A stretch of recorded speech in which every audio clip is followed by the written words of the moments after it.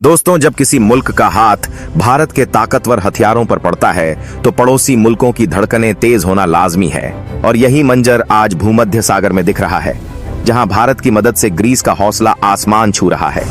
भारत ने तुर्की के खिलाफ ना कोई धमकी दी और ना ही कोई औपचारिक ऐलान, बल्कि एक ऐसा खामोश कदम उठाया है जिसने पूरी तस्वीर बदल दी।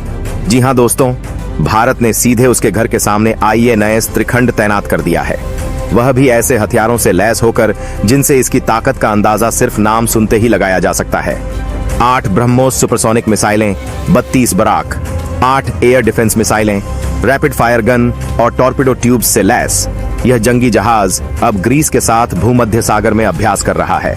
और यही वजह है कि हालात अचानक बदल चुके हैं और अब अंकारा के सामने सबसे बड़ा सवाल खड़ा है, आगे की रणनीति क्या होगी।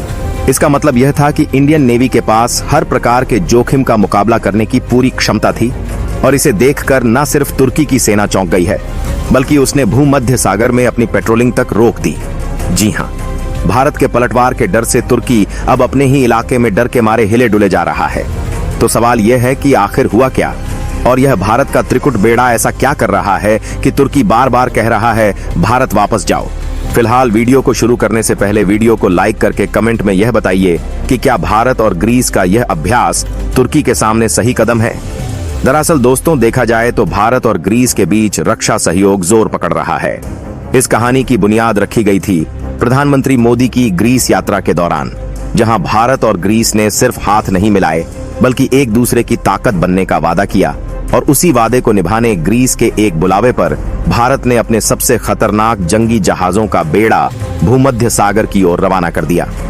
इस बेड़े में शामिल हैं 2 विध्वंसक, एक विशाल ओनाइल रिफ्यूलिंग शिप और 2 तेज तर्रार गश्तीपोत, और इस बेड़े की शान है INS त्रिखंड। यह सभी ग्रीस की नेवी के साथ मिलकर तुर्की के खिलाफ युद्ध नीतियों की ट्रेनिंग दे रहे हैं। मतलब साफ है, भारत ने तुर्की के डर का स्तर बढ़ा दिया है और अब तुर्की अपनी ही समुद्री सीमाओं में हिचकिचा रहा है। दोस्तों, जो आप अभी स्क्रीन पर देख रहे हैं उसमें 2 शिप्स हैं, एक इंडियन नेवी का INS त्रिकुट और दूसरा ग्रीस की नेवी का HS थेमिस्ट जहाज। और यह दोनों शिप्स अभी भूमध्य सागर में तुर्की के नाक के नीचे एक्सरसाइज कर रही हैं। इंडियन नेवी ने इस मौके की कुछ तस्वीरें भी जारी की हैं जो साफ दिखाती हैं कि भारत के 2 शिप्स के साथ ग्रीस की नेवी कितनी आत्मविश्वास के साथ बिना किसी डर के समुद्र में अभ्यास कर रही है। पहले क्या होता था, जब भी ग्रीस के नेवल जहाज इस इलाके में पेट्रोलिंग के लिए निकलते थे, तुर्की की नेवी बीच में आकर इन्हें रोक देती थी और परेशान करती थी। कुछ मामलों में तो यह इतना आगे बढ़ गए कि वाटर कैनन से हमला करके ग्रीस के जहाजों को नुकसान भी पहुंचाया। असल में तुर्की वही दादागिरी दिखा रहा है जो चीन, साउथ चाइना सी में, जापान, फिलीपींस और ताइवान के खिलाफ करता है। जैसे चीन किसी बाहरी देश की एंट्री बर्दाश्त नहीं करता, वैसे ही तुर्की भी भूमध्य सागर में किसी को आने नहीं देता। और यह सोचने वाली बात है कि तुर्की का भूमध्य सागर में पूरा अधिकार भी नहीं है, लेकिन वह भूल गया यह समंदर किसी के अकेले का नहीं है। जैसे ही भारत का INS त्रिखंड ग्रीस की मदद के लिए पहुंचा, तुर्की में खलबली मच गई। उसने फौरन इस अभ्यास पर आपत्ति जताई और भारत को धमकी भरे लहजे में अपने जहाज वापस बुलाने को कहा। लेकिन दोस्तों, यह नया भारत है। भारत ने तुर्की को 2 टूक जवाब दिया, हमारा जहाज ग्रीस के समुद्री इलाके में है, आपके नहीं, और जब तक हमारा मिशन पूरा नहीं होता INS त्रिखंड इंच भी नहीं हिलेगा। देखा जाए तो इस समय तुर्की की फटी पड़ी है। न्यूज में बताया जा रहा है कि जब से INS त्रिकुट भूमध्य सागर में ग्रीस के साथ एक्सरसाइज कर रहा है, तुर्किश नेवी ने यहां मुंह उठा के देखा तक नहीं, और इसका कारण भी बहुत आसान है। एक नियम है कि अगर 2 देशों की सेना की एक्सरसाइज में कोई तीसरी सेना बाधा बन रही हो तो उसे एज एनिमी टारगेट माना जाता है। जरूरत पड़ी तो उस पर जवाबी कार्रवाई भी हो सकती है। कहते हैं हर किले को तोड़ने वाला एक हथियार जरूर होता है, और ऐसा लगता है कि तुर्की के सबसे बड़े और सबसे घमंडी किले यानी उसके रूसी S-400 डिफेंस सिस्टम को तोड़ने वाला ब्रह्मास्त्र अब तुर्की के हाथ लग चुका है।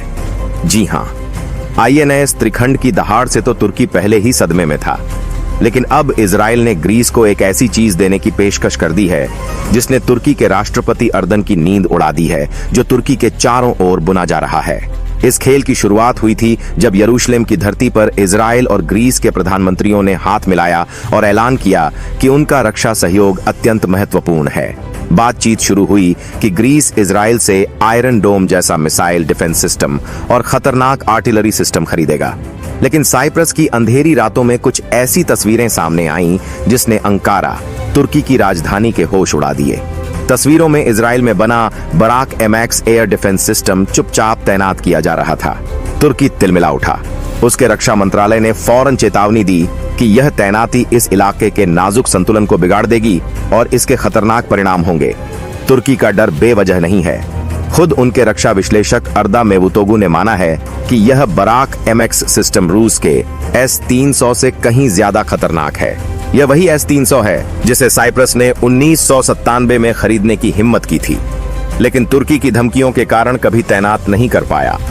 एक तरफ ग्रीस और इजराइल की दोस्ती, दूसरी तरफ साइप्रस में घातक हथियारों की तैनाती और इन सब के ऊपर भारत की वह मिसाइल जो तुर्की के सबसे बड़े हथियार को ही बेकार कर सकती है। यह कोई इत्तेफाक नहीं, यह भारत की सोची समझी भूमध्य सागरीय रणनीति है जो अभी तो सिर्फ आकार ले रही है।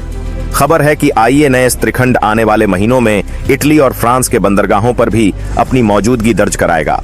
भारत और ग्रीस के बीच बहुत जल्द एक बड़ा लॉजिस्टिक समझौता भी हो सकता है, जिसके बाद भारतीय सेना के लिए भूमध्य सागर में अपनी ताकत दिखाना और भी आसान हो जाएगा। तो ऐसे में तुर्की को कोई हक नहीं बनता कि वह इंडियन नेवी के डिस्ट्रॉयर को वापस जाने के लिए कहे। यही वजह है कि तुर्की की सेना भारतीय डिस्ट्रॉयर से दूर भी रह रही है और बार बार कह रही है कि वापस जाओ। फिलहाल ग्रीस को भारतीय नौसेना की काफी जरूरत है, क्योंकि तुर्की का आतंक भूमध्य सागर में लगातार बढ़ रहा है। एक तरफ ग्रीस के साथ जुड़कर भारत सीधे तुर्की को उसके घरेलू थिएटर में चुनौती देता है, दूसरी तरफ फिलीपींस के साथ जुड़कर भारत सीधे चीन को उसके घरेलू थिएटर में चुनौती देता है। यह कोई संयोग नहीं है, यह भारत की एक ऐसी गणनात्मक चाल है जो बीजिंग और अंकारा को साफ तौर पर बताती है कि अगर वे पाकिस्तान के साथ मिलकर भारत के लिए मुश्किलें खड़ी करेंगे तो भारत भी अपने सहयोगियों के साथ मिलकर उन्हें उनके ही घर में घेरेगा। और इसी डर की वजह से तुर्की ने खुद का विमान वाहक पोत का निर्माण तेजी से करना शुरू कर दिया है। 60,000 टन का एक विशालकाय युद्धपोत होगा जिसे 2028 तक लॉन्च करने की योजना है। यह इतना बड़ा होगा कि यह फ्रांस के विमान वाहक पोत शार्ल्स डीगोल को भी पीछे छोड़ते हुए भूमध्य सागर का सबसे बड़ा युद्धपोत बन जाएगा। तुर्की के इंजीनियरों का तो यह भी दावा है कि यह पोत बिना ईंधन भरे तुर्की से न्यूयॉर्क जाकर वापस आ सकता है। और दोस्तों, मेरा आपसे सवाल है, क्या आपको नहीं लगता कि हमें फिलीपींस की तरह ग्रीस को भी सैन्य और हथियार सामग्री पहुंचानी चाहिए? अपनी राय नीचे कमेंट में जरूर बताएं। और हाँ, अगर आपको वीडियो अच्छी लगी हो तो बेल आइकन दबाना ना भूलें। चैनल को लाइक और सब्सक्राइब भी करें। जय हिंद।